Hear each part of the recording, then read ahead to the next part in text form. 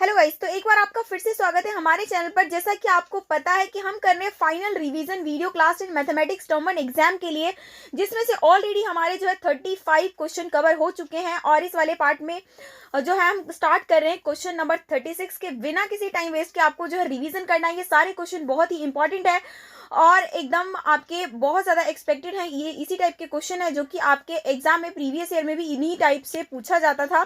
तो इस टाइप के क्वेश्चन जो है सारे के सारे फॉर्मूला बेस्ड जो है इस बार आने वाला है, तो उस चीज़ को आप जरूर ध्यान में रखिए। जैसे आपका क्वेश्चन नंबर 36 है, in a rhombus if D1 is 16 centimetre and D2 12 centimetre, तो उसका एरिया क्या होगा। रोम्बस में जो रोम्बस का एरिया होता है वो आपका क्या होता है, 1/2 D1 इंटू में D2। ठीक है ना, this is the formula of the area of the rhombus. तो 1/2 D1 हमारा दिया हुआ है 16, D2 हमारा दिया हुआ है 12, तो इसको हम कैंसिल करेंगे तो 12 8 96 सेंटीमीटर स्क्वायर। 36 का आपका बी ऑप्शन बिल्कुल करेक्ट हो जाएगा।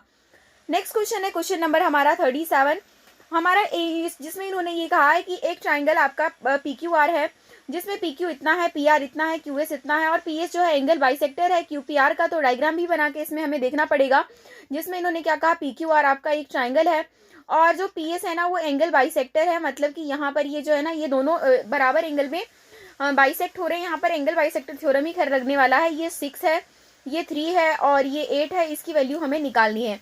तो एंगल बाइसेक्टर थ्योरम जो है ना हमेशा आप उसमें ये क्या लगा सकते हो, ये बट्टे में ये और ये बट्टे में ये। तो 6/3 वुड बी इक्विवेलेंट टू 8 में, और वैल्यू हमें किसकी निकालनी है, एस आर की। तो ये एस आर को जब आप सॉल्व करोगे तो जो है आपका आंसर आ जाएगा कितना, 4 जो है आपका करेक्ट आंसर हो जाएगा।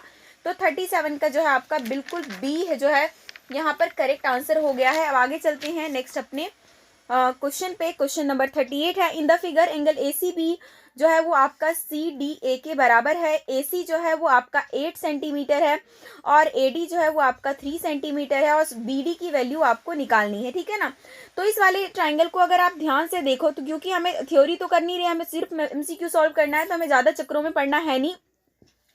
अगर आप इसको ध्यान से देखो तो ये जो आपका पूरा बड़ा वाला ट्राइंगल है ना ACB, वो ADC के सिमिलर है। ठीक है ना, ADC के वो आपका क्या है, सिमिलर है। और जिस वजह से हम आसानी से इस क्वेश्चन को इस तरीके से कर लेंगे कि आपका क्या है, AC अपॉन में AD वो आपका क्या होगा, AB अपॉन में AC के बराबर हो जाएगा। ठीक है ना, तो इस तरीके से आपका हो गया। तो इसका मतलब हम लिख सकते हैं कि AC का स्क्वायर जो होगा वो AB इंटू में AD होगा। और AC हमें कितना दिया हुआ है, AC की वैल्यू हमें दे रखी है कितनी, तो 8 का स्क्वायर। और AB की वैल्यू जो है हमें पता है नहीं। ठीक है ना, AB की वैल्यू हमें नहीं पता, लेकिन हमें जो है AD की वैल्यू पता है, कितना है वो 3 है। तो ये हमने रख लिया। तो इससे जो है ना आप कितना निकालोगे, AB। ये AB की जो वैल्यू निकल कर आएगी दैट इज 64/3। मतलब ये पूरा जो है 64/3 है, जिसमें से हमसे DB पूछा है। तो 64/3 में से इस 3 को घटा दोगे तो फाइनल आंसर 55/3 आपका हो जाएगा। तो इसका भी आपका बी ऑप्शन करेक्ट है। नेक्स्ट आपका क्वेश्चन है कि एक ट्राइंगल है, एक पैरेललोग्राम है जो कि सेम बेस पे लाई करते हैं and between the same parallel line है। तो आपको बताना है कि जो रेशो होगा ना एरिया ऑफ ट्राइंगल, वो आपका पैरेललोग्राम के रेशो के कैसा होगा। तो जब सेम बेस पे ही एक ही सेम बेस और between the same parallel line एक ट्राइंगल और एक पैरेललोग्राम हो, तो हमेशा जो एरिया होगा ना ट्राइंगल का वो जस्ट आधा होगा पैरेललोग्राम का। पहले ट्राइंगल है फिर पैरेललोग्राम है, मतलब आपका ए ऑप्शन 1:2 जो है बिल्कुल करेक्ट हो जाएगा। नेक्स्ट क्वेश्चन है, इन ट्राइंगल ABC आपका जो DE है वो BC के पैरेलल है। ठीक है ना, तो इसमें डायग्राम की तो हमें जरूरत पड़ेगी, तो मैं आपको बना के दिखाई देती हूँ। ये आपका ABC है और जो कि आपका क्या है, DE के पैरेलल है। DE के पैरेलल है, पूरी बात पता चल गई। AD की वैल्यू 3 है तो ये आपका 3 है। DB की वैल्यू जो है 8 है, ये हमारा 8 है। और उसके बाद पूरा का पूरा जो AC है वो 22 सेंटीमीटर है। हमें बताना है कि ये जो आपका E है ना वो किस मतलब कि कौन से, मतलब बेसिकली AE की वैल्यू हमें फाइंड आउट करनी है। तो सपोज करो कि AE को मैं x मान लूँ। ठीक है ना, AE को मैं x मान लूँ तो मेरा EC अपने आप क्या हो जाएगा, 22 - x, क्योंकि दोनों को जोड़कर तो YC आएगा। और फिर यहाँ पर वही BPT थ्योरम लग जाएगा। BPT थ्योरम क्या बोलता है, दिस बट्टे में दिस, तो AD बट्टे में DB जो होगा वो AE बट्टे में EC के बराबर होगा। मतलब 3/8 जो होगा वो x अपॉन में 22 - x के इक्विवेलेंट होगा। अब इसको हमने सिर्फ और सिर्फ करना है सॉल्व। तो और सॉल्व करने के बाद आपका पास जो है x की वैल्यू आएगी यहाँ पर 6, तो 6 आपका ए ऑप्शन हो जाएगा करेक्ट। नेक्स्ट क्वेश्चन है find the coordinates of a point A where A B is the diameter of a circle whose centre is 2 minus root 3 2 minus 3 and B is 1 4। ठीक है ना, इन्होंने क्या कहा है कि आपके पास मान लीजिए ऐसा कोई सर्कल है और ए बी जो है ना उसका डायमीटर है। ठीक है ना, ए बी क्या है, उसका डायमीटर है, जिसमें से इन्होंने ये कहा कि आपको ए का जो कोऑर्डिनेट्स निकालना है, सेंटर सेंटर जो है इसकी वैल्यू कितनी दी हुई है 2 माइनस रूट 3 सॉरी 2 माइनस 3 और बी जो है वो आपका क्या है 1 4 है। तो हमें ये नहीं पता क्या कि इसका जो सेंटर होगा वो हमेशा इसका मिड पॉइंट होगा, तो मिड पॉइंट वाला फॉर्मूला लगाएंगे, हमारा जो है आंसर निकल जाएगा। ठीक है ना, तो हम ये बोल सकते हैं कि यहाँ पर से जैसे इस एक ए पॉइंट को मान लूँ मैं एक्स और वाई, तो यहाँ से x1 y1 आपके पास मतलब x1 और आपके पास ये x2 डिवाइड बाई 2, ये किसके इक्विवेलेंट होगा 2 के बराबर होगा। और उसके बाद y1 प्लस में y2, तो y1 हमारे पास ये और y2 मेरे पास ये, और जब इसका मिड पॉइंट निकालेंगे तो ये माइनस इसके बराबर होगा, जिससे आपका x तो 3 और y की वैल्यू -10 निकलेगा। तो हमारा ऑप्शन नंबर जो है सी आपका करेक्ट हो जाएगा। नेक्स्ट क्वेश्चन है हमारा क्वेश्चन नंबर 42 वाला। 42 में इन्होंने क्या कहा है कि आपको जो है ट्राइंगल का सेंट्रॉइड निकाल के देना है और तीनों जो वर्टिसेस हैं वो आपको दिए हुए हैं। सिर्फ आपको फॉर्मूला पता होना चाहिए कि होता क्या है इसमें, x1 प्लस में x2 प्लस में x3 divide by 3, y1 plus y2 plus में y3 डिवाइड बाई 3। ठीक है ना, तो 0 8 और 8 को अगर हमने जोड़ दिया तो 8 8 16 बट्टे में 3, और एक बार 12 6 18, 18 को 3 से डिवाइड कर दिया तो ये 6, तो 16 बट्टे 3 और 6 जो है हमें कहाँ पर दिख रहा है, ऑप्शन नंबर डी में। तो 42 का हमारा डी ऑप्शन करेक्ट हो गया। नेक्स्ट क्वेश्चन है the distance between the points m minus n and minus m n h. ठीक है ना, डिस्टेंस फॉर्मूला हमें लगाना है, तो डिस्टेंस फॉर्मूला क्या बोलता है, x2 माइनस x1 का पहले तो रूट लेते हैं, फिर x2 माइनस x1 का स्क्वायर प्लस में y2 माइनस y1 का स्क्वायर। ठीक है ना, तो यहाँ से हम क्या ले लेते हैं, तो आपका x2 क्या है माइनस m और माइनस ये फॉर्मूले का यहाँ पर m, और उसके बाद यहाँ पर स्क्वायर लगेगा, उसके बाद n और माइनस माइनस प्लस n आपका ये हो जाएगा। तो माइनस m क्या हो जाएगा, माइनस का 2m, इसका स्क्वायर करेंगे तो कितना आ जाएगा, -2 का स्क्वायर 4m स्क्वायर, और यहाँ पे आ जाएगा 4n स्क्वायर, जिसमें से 4 जो है कॉमन आ जाएगा और साथ में निकल जाएगा बाहर, और अंदर क्या बच जाएगा m स्क्वायर प्लस में n स्क्वायर। तो इसका जो है ना आपका करेक्ट आंसर जो है वो ऑप्शन नंबर हो जाएगा हमारा सी, जो कि बिल्कुल करेक्ट है। ठीक है ना, तो 43 का आपका हो गया सी। आगे चलते हैं क्वेश्चन नंबर 44 में। क्वेश्चन नंबर 44 में बोला the point which divides the line segment joining this in the ratio internally lies in. इन्होंने क्या कहा, एक ऐसा पॉइंट, मतलब ये दोनों पॉइंट जिसको किस रेशियो में डिवाइड हो रहा है, 1:2 में डिवाइड हो रहा है। तो जो भी आपका एक्स और वाई जो आपका पॉइंट आएगा वो आपको बताना है कि वो किस क्वाड्रेंट में आएगा। तो जब हमें पॉइंट पता चल जाएगा, क्वाड्रेंट हम अपने आप पता कर लेंगे। सेक्शन फॉर्मूला आपको पता है m1x2 प्लस में m2x1 divide by m1 plus m2। उस तरीके से y निकालने के लिए m1y2 प्लस में m2y1 divide by m1 plus m2। ठीक है ना, तो उससे जो है ना आपका x और y की वैल्यू आप उसी सेक्शन फॉर्मूले से निकालोगे, जिसमें x की वैल्यू जो है आपकी निकल कर आ रही है 17/3 और y की वैल्यू जो निकल कर आ रही है -8/3। क्वाड्रेंट के बारे में बात करें तो यहाँ पर प्लस प्लस में होता है, यहाँ पर माइनस प्लस में होता है, यहाँ माइनस माइनस में होता है, और यहाँ पर प्लस माइनस में होता है। हमारे पास x प्लस में है, y माइनस में है, इसका मतलब कौन से क्वाड्रेंट में है, 4th क्वाड्रेंट में है। तो क्वेश्चन नंबर 44 का आपका डी ऑप्शन करेक्ट हो जाएगा। नेक्स्ट क्वेश्चन है question number 45 the point which lies on the perpendicular bisector of the line. मान लीजिए कोई लाइन है, उसका परपेंडिकुलर बाइसेक्टर है। परपेंडिकुलर बाइसेक्टर का मतलब समझ रहे हैं, बाइसेक्टर उस लाइन को कर रहा है, मतलब आधा आधा जो है ना ये डिवाइड कर रहे हैं।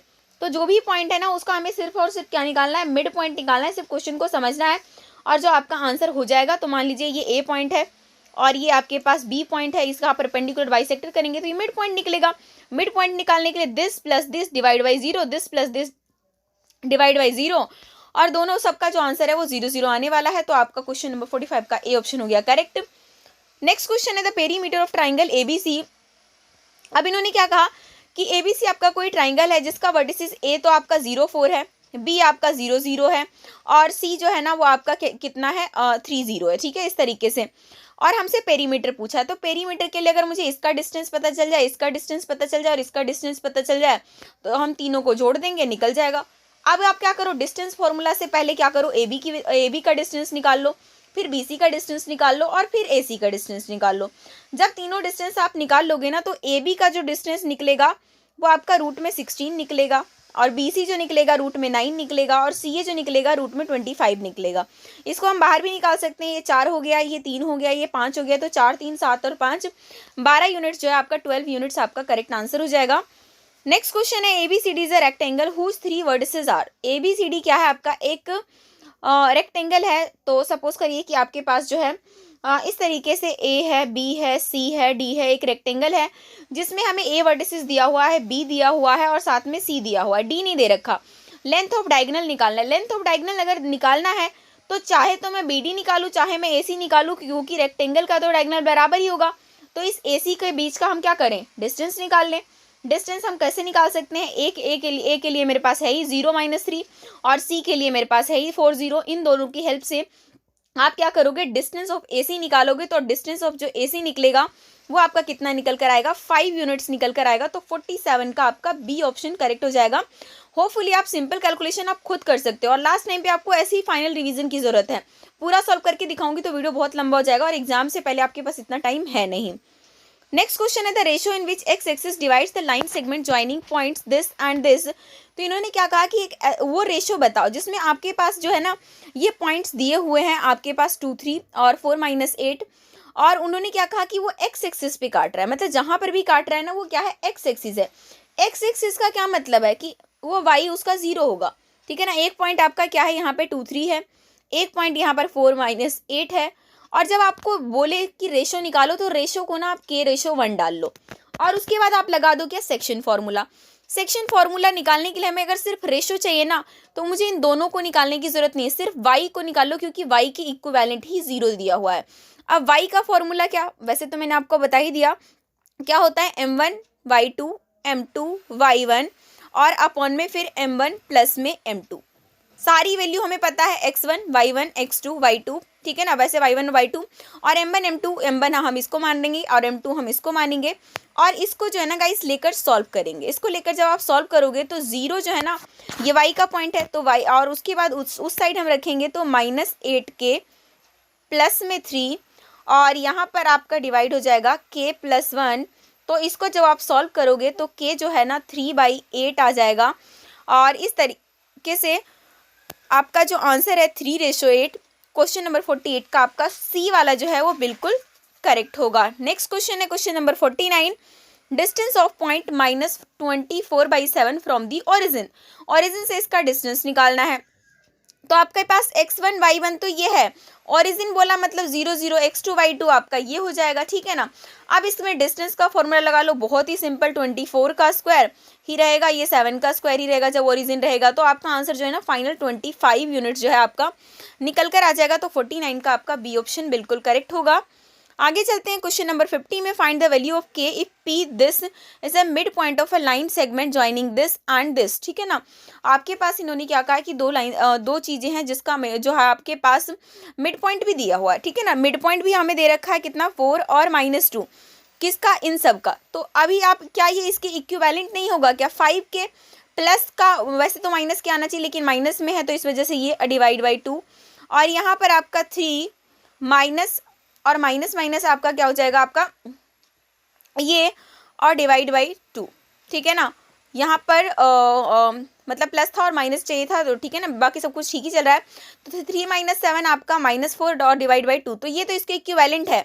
जस्ट ये इसके इक्विवेलेंट हम सॉल्व करेंगे, और हमारा जो आंसर इसमें k की वैल्यू कितना निकल कर आएगा, k दैट इज 2। तो 50 क्वेश्चन का आपका सी ऑप्शन करेक्ट है। नेक्स्ट क्वेश्चन है, if sin theta plus cos theta is equal to √2 cos theta, तो आपको tan थीटा की वैल्यू निकालनी है, ठीक है।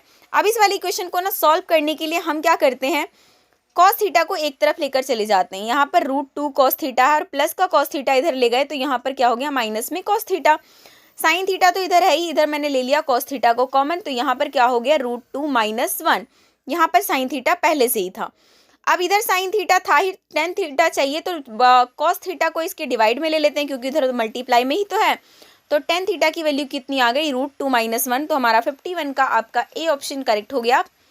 नेक्स्ट क्वेश्चन है, आपको क्या गिवन है कि sin अल्फा जो है √3/2 है, cos बीटा आपका 0 है, तो बीटा माइनस अल्फा निकालना है, ठीक है ना। sin अल्फा आपका √3 है तो √3/2 साइन के कौन से वाले, जब आपने टेबल याद किया होगा तो आपको पता होगा कि ये साइन 60 की वैल्यू है, ठीक है ना। साइन 60 की वैल्यू कितनी है, √3। इसका मतलब कि अल्फा का मान कितना आ गया, 60 डिग्री हो गया।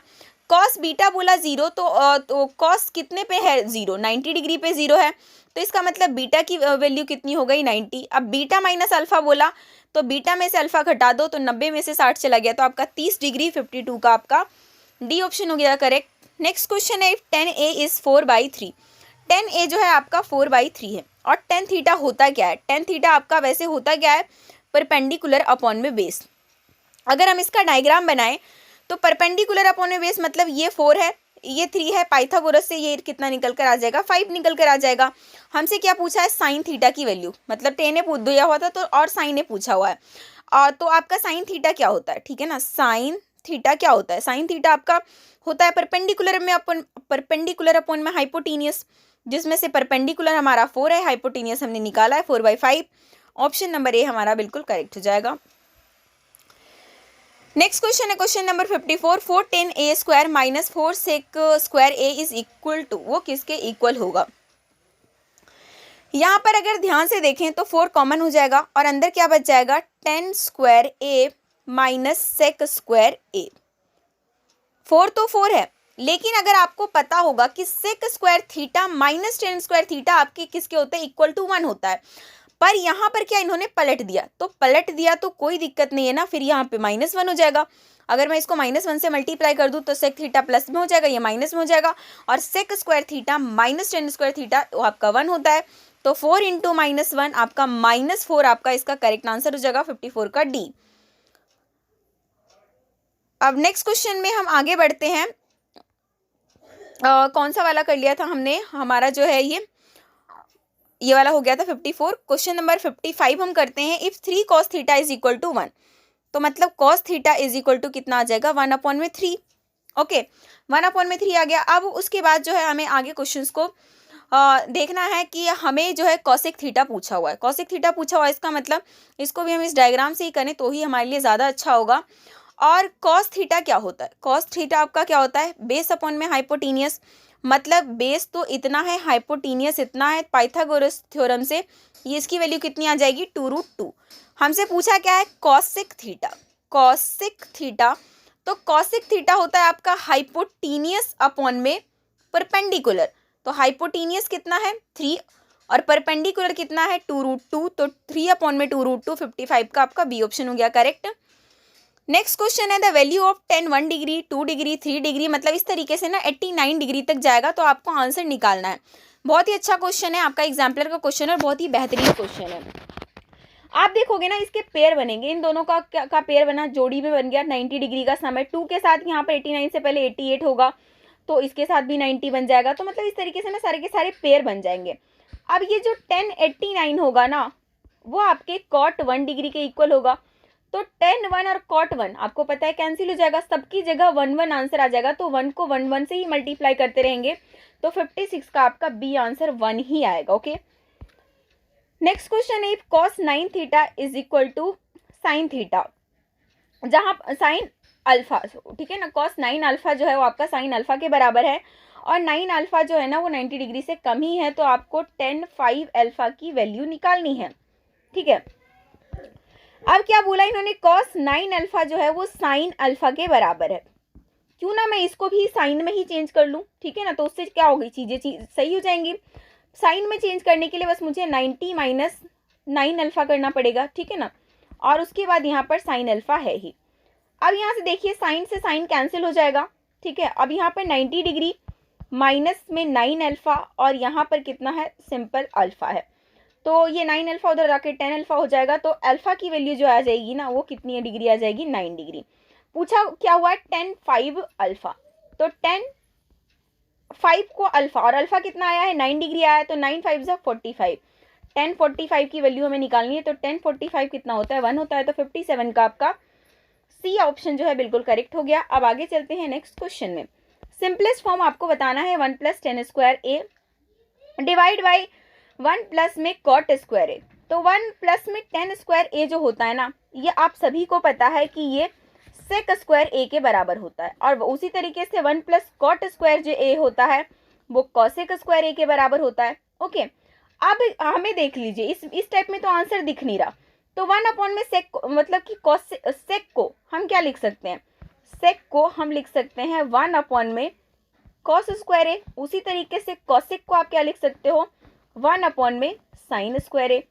नेक्स्ट स्टेप में क्या हो जाएगा, ये पलट के ऊपर चला जाएगा, ये नीचे, तो क्या हो जाएगा साइन स्क्वायर ए अपॉन में कॉस स्क्वायर ए।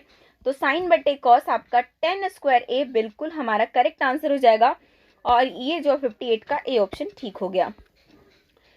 नेक्स्ट क्वेश्चन है, if 10a is equal to 1 then 2 sine A cos A. ठीक है ना, ये यहाँ पे 10a की वैल्यू 1 दी है, तो कौन सा 10 मतलब 10 में 10 जो 45 है उसकी वैल्यू 1 होती है ना, तो इसका मतलब कि a का मान कितना आ गया, 45 डिग्री आ गया। तो यहाँ से हम पता कर सकते हैं कि 2 साइन 45 डिग्री और फिर कॉस 45 डिग्री। साइन 45 की जो वैल्यू होती है 1 में √2 और कॉस 45 की भी यही √2 को √2 से मल्टीप्लाई करोगे सिंपल 2, इससे ये कैंसिल, आंसर जो हमारा इसका भी आपका कितना हो जाएगा, 1 हो जाएगा। तो 59 का आपका बी ऑप्शन करेक्ट हो गया। नेक्स्ट क्वेश्चन है, if sine theta minus cos theta is equal to 0 then you have to find the value of theta. आपको सिर्फ और सिर्फ थीटा की वैल्यू निकालनी है। बहुत इजी क्वेश्चन है। Sign theta minus cos theta अगर 0 है तो साइन थीटा को अगर हमने यहीं छोड़ दिया, माइनस कॉस थीटा उधर जाकर क्या हो जाएगा, प्लस का कॉस थीटा। अब मैं इसके साथ मल्टीप्लाई में 1 भी कर दूं तो किसी को कोई प्रॉब्लम थोड़ी ना होगी, एक ही बात है।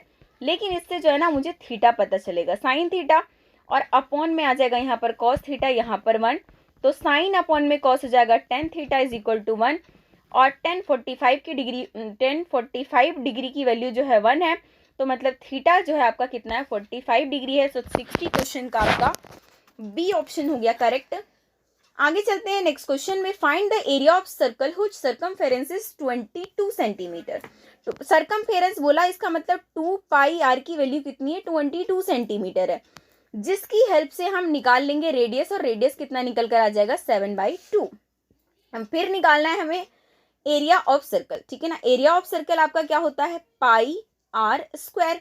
इसका आंसर जो है ना आपका फाइनल कितना निकल कर आ जाएगा, 38.5 सेंटीमीटर स्क्वायर। 61 का आपका डी ऑप्शन करेक्ट होगा। नेक्स्ट क्वेश्चन है, फिगर में आपको बताना है एरिया ऑफ शेडेड पोर्शन। ये जो शेडेड पोर्शन है ना उसका हमें एरिया निकालना है।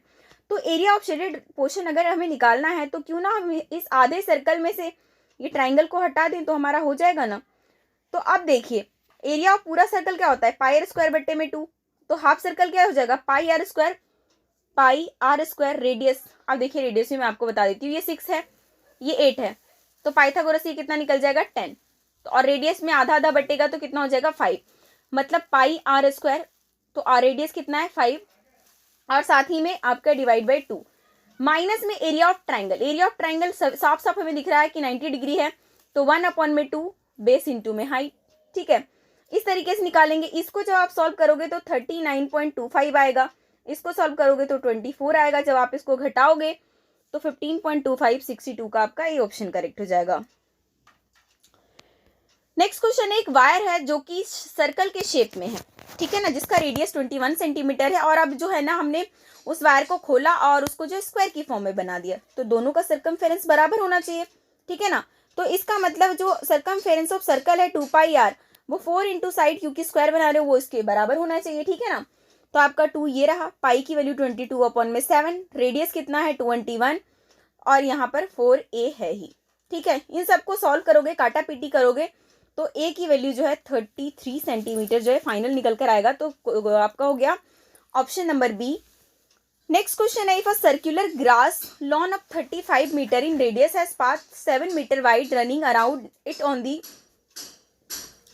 Outside then the area of path is. Area of path को निकालना है, पाथ मतलब इन्होंने क्या कहा ना कि एक लॉन है मान लीजिए ग्रास का, जिसका रेडियस कितना है 35 है, फिर उसके बाद एक पाथ बना रखा है और जो कि 7 मीटर चौड़ा है।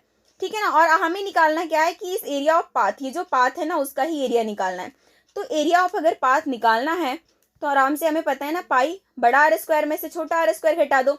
बड़ा आर, अभी देखो बड़ा आर का मतलब ये 35 + 7, ये पूरा 42 हो जाएगा। ठीक है ना, पूरा कितना हो जाएगा हमारा 42 का स्क्वायर, और छोटा आर कितना है 35, तो इसका 35 का स्क्वायर। अब इसको सॉल्व करोगे ना आपके पास जो आंसर आएगा 1694, यानी कि ऑप्शन नंबर सी जो है आपका बिल्कुल करेक्ट हो जाएगा। अब आगे चलते हैं नेक्स्ट क्वेश्चन में। The radius of wheel, wheel का जो रेडियस है वो 0.25 मीटर है और नंबर ऑफ रिवोल्यूशन आपको बताना है जिससे कि डिस्टेंस जो है वो 11 किलोमीटर अच्छी तरीके से कवर हो जाए। तो ठीक है ना, ये क्वेश्चन बहुत ही सिंपल होता है, बस आपको थोड़ा सा कॉन्सेप्ट पता होना चाहिए कि नंबर ऑफ रिवोल्यूशन जो है कैसे निकालते हैं। नंबर ऑफ रिवोल्यूशन जो है आप किस तरीके से निकालोगे, टोटल डिस्टेंस कवर, जितना डिस्टेंस कवर है और साथ में circumference of wheel, circumference of wheel, पहिए का जो है ना कितना सरकमफेरेंस निकल कर आएगा। अब देखिए डिस्टेंस इसने कितना कवर किया, 11 किलोमीटर, लेकिन हम जो है मीटर में डाटा ले रहे हैं तो 11 किलोमीटर को मीटर में बदलने के लिए 1000 से मल्टीप्लाई कर दो। और यहाँ पर सरकमफेरेंस हम निकाल रहे हैं तो 2πr, 2 × 20 2/7, और यहाँ पर मेरे पास रेडियस कितना है 0.25। जब आप सॉल्व करोगे ना फाइनल तो आपके पास 7000 जो है बिल्कुल करेक्ट आंसर आएगा। तो ये आपका 7000 हो गया। आगे चलते हैं नेक्स्ट क्वेश्चन में। बट गाइस ऐसा करते हैं, हमारे 65 क्वेश्चन तो ऑलरेडी कवर हो चुके हैं, हम क्या करते हैं आगे के जो 35 क्वेश्चन है वो थर्ड पार्ट में कवर कर लेंगे, जिसके अंदर और रिमेनिंग चैप्टर और इसके अलावा कुछ हाई लेवल के क्वेश्चन भी आपको मिलेंगे उसमें देखने को। तो उस वीडियो को भी आप जरूर देखिए, और अगर फर्स्ट पार्ट को नहीं देखा है तो उसका लिंक मैं आपको डिस्क्रिप्शन में दे दूंगी, वहां से उस वीडियो को भी जरूर देखिए। वीडियो को लाइक करिए, अपने दोस्तों के साथ भी जरूर शेयर कीजिए। Thank you.